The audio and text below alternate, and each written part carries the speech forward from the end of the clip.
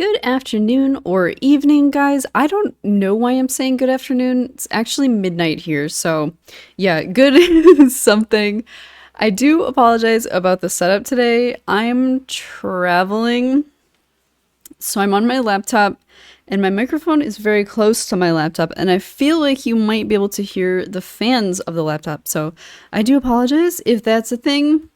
I am also on literally the worst Wi-Fi connection I've had since the 90s or so. so if things are randomly taking a long time to load in Raid, that's why. But enough about me, no one cares. Subject of today's video is this week I was very annoyed with the Fearhead, the Head of Torment. And so, because normally, obviously the only way to deal with this head is you outright have to have a Veil or Perfect Veil champion, or you have to just kind of rely on cleansing, just periodically cleansing all those nasty fears. But it's not reliable, it's annoying. Depending on the affinity and stuff, your cleanser might just be like targeting the Fearhead themselves. So basically, end of the day, I was just losing a lot of turns to the fear, and I was just sick of dealing with it. So I just put on the Rector Drath because, I just wasn't feeling it. And I was like, you know what, even if I lose some damage here, I don't care because I'm less annoyed and this is going to auto better. And, all of these other things to consider, other than just outright the damage of a team. This right here is my Rector Drath build. Also, it's kind of, as you get like all these legendaries and mythicals and stuff, it becomes easy to forget about your epics, but some of them are super good. So this is my build. I did go for Relentless. I have 2 pieces of stone skin here. That's not really intentional. You can build, whatever the heck you want. The nice thing about supports is that they all have a ton of really good sets. Like, there are just so many sets, whether you're free to play or pay to win, like some of the battle pass sets, which obviously I don't own any of because I don't spend. A lot of those are really good. So, whatever you got, these are my stats. And again, keep in mind, this depends where you're at in the game. If you're just starting normal and you found this video because you're looking for a way to deal with the Fearhead, the Head of Torment, shoot for like a third of these stats. Obviously it depends where you're at. No need to go that crazy. And honestly, I think I'm like a tad defense heavy. I'd probably want a little more HP, but that's just the way the items worked out. We can take a quick look. Probably nothing too bananas here.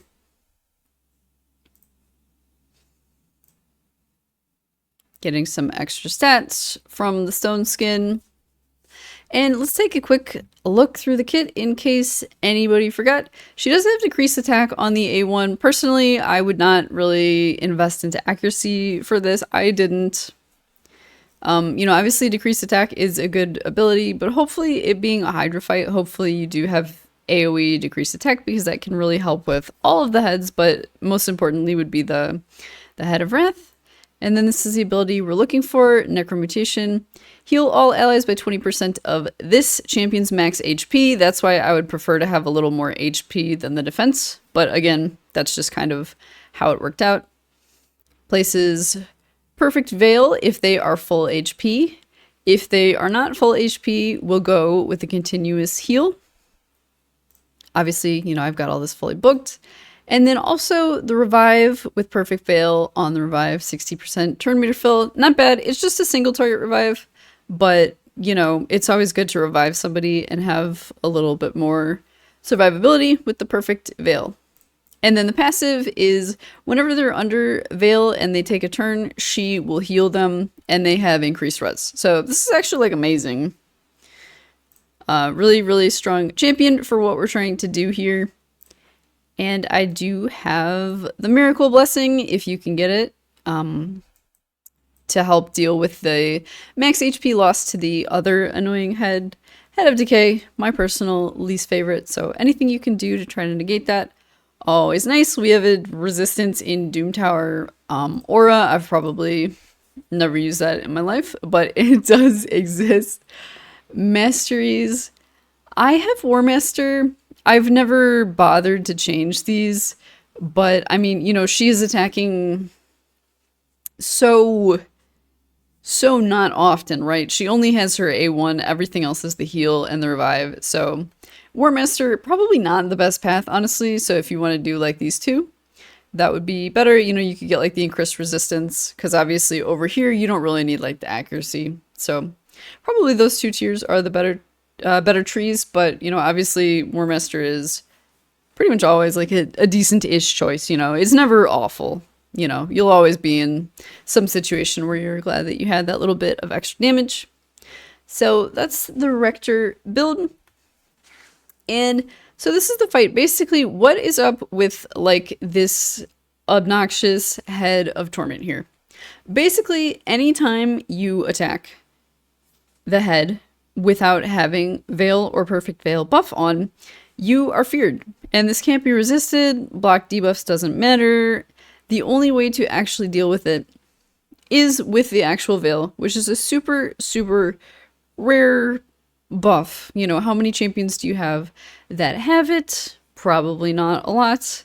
I think the only Lego I have that even does it is like Tatora. And then obviously it's a Hydra team, so you have like 20 other things that you need. So you can't just be like, oh yeah, here's my Veil guy. Because no, you need like 20 other things. You need your provoke, you need your block buffs, you need your decreased defense, decreased attack, weaken, decreased speed, really important. You need all these other things. So, but here we're fulfilling the role of the reviver, the healer, the perfect Veil thing. So got that all covered. I would also like to note that normally in this team I use Wreck of Viletide, who's a Void Lego. And I was concerned about losing things such as increased attack. I was concerned about her passive, which will, is a turn meter fill, so we're getting more turns, we're getting more damage. So I was concerned about losing things like block debuffs, shield, increase attack. I was, understandably very concerned. Wasn't sure how it would all turn out. I just wanted to stop being so annoyed at the fear thing. So basically, as you can see, obviously, if you're doing this type of thing, you want her to be the fastest person on her team, because if she wasn't, who is it attacking here? Artok. Yeah, if Artok was faster, he would have attacked the Head of Torment without having Perfect Veil, and he would have been feared, and that would really suck, because when he gets his next turn, he might lose it to the fear, etc. So yeah, obviously, if you're doing this, you want her to be the fastest, and now we're all attacking and doing our thing without fear of... Haha, fear, get it? Without fear of being feared, basically. So, yeah, that's the team. Ooh, you can hear like my chair moving in the background with the volume on. So yeah, this is the chair. Obviously you can't always have, the perfect timings. There's going to be moments where like people are going to get feared because it wasn't up or whatever, or the timing was just off. So, or the buff got stolen, something like that. So, it's not always going to be perfect, but definitely negating the loss of the fears as much as we can, because if I lose a turn, then I'm losing things like increased speed. I'm losing things like provoke, like it can, or, Newt's big mega damage ability, God forbid. So it's basically, it's like a spiral of bad things that can happen. That was what I was trying to avoid. Oh, apparently I'm going to regroup here. I don't even remember this happening. Yeah, I guess I just didn't like the way it was progressing. So yeah, go back in, exact same thing. As you can see, I have a really good team accompanying her, like Rosalvarg, Newt, Archer, who I somehow am lucky enough to have, stuff like that. So, but again, if you're going into Hydra at whatever level you're at, there's no need to have all these champs. There's no need to worry about not having them. She's going to be really useful, basically, no matter who's on the team. Doesn't have to be all these people in particular. And then it's just a standard Hydra fight, you know. It goes on for hours and hours. Or thank goodness, not hours and hours.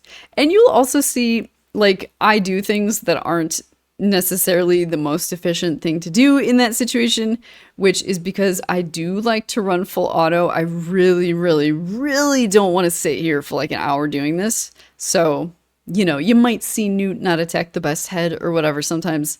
So that's always the reason for that, is because I am a full auto person. I am not gonna sit here. I'll hit record and then I'm done with it, basically. So just to show you the overall run, it did end up being decent. It was like 140 million-ish, which honestly, that's probably about normal for me in the Rekka team. So I guess I was kind of impressed. You know, it really shows you how much losing all those turns is doing. That, because I thought this, you know, I thought losing the turn meter fill, losing the increased attack, I thought this was going to be a damage loss for me, but it actually wasn't. So it just shows you how, you know, there's a lot more important than just like having the raw buffs on your team, you know, having turn meter fill, having increased attack, you know, like not losing all those turns was just as important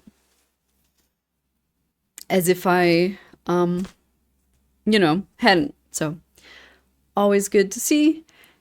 And then the other thing I like about this is, like I was saying earlier, like I kind of forgot, right? Like I forgot that she's a strong champ and she could be part of, you know, she could be an asset in a strong team. Because you kind of forget about that when you start getting all your legendaries. Like it's just instinctive that you want to put some Lego healer reviver here.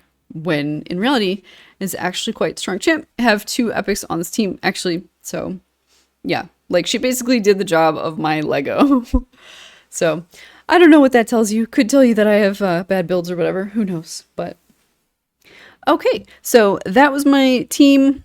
If you're interested in the accompanying team, I've done videos on it in the past. I will not bore you with all of their builds. It would, you know, turn this into like a 40-minute video when it's supposed to be spotlight of Rector Drath.